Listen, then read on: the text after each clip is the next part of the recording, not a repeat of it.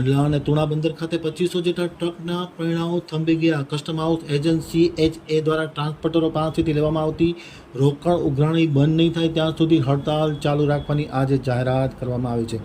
બંને પોર્ટમાં 2500 જેટલા ટ્રકના પૈણા થંભી જતા લોડિંગ અનલોડિંગની પ્રક્રિયા સંપૂર્ણપણે ઠપ.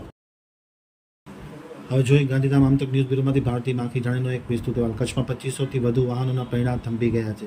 કચ્છ જિલ્લાના તમામ ટ્રાન્સપોર્ટ એસોસિએશન એકજૂટ થઈને દીનદયાલ પોર્ટ કંડલા અને અદાણી પોર્ટ તુણા ખાતે તમામ પ્રકારનું લોડિંગ અનલોડિંગનું કાર્ય ગઈકાલથી બંધ કરી દેતા 2500 જેટલા ટ્રકના આ બંને પોર્ટ ઉપર થપ્પા લાગી ગયા છે. CHAની ખોટી ઉઘરાણી સામે વિરોધ કરવામાં આવ્યો છે. આજથી અનિશ્ચિત સમય સુધીની સ્વૈચ્છિક હડતાલ જાહેર કરવામાં આવી છે.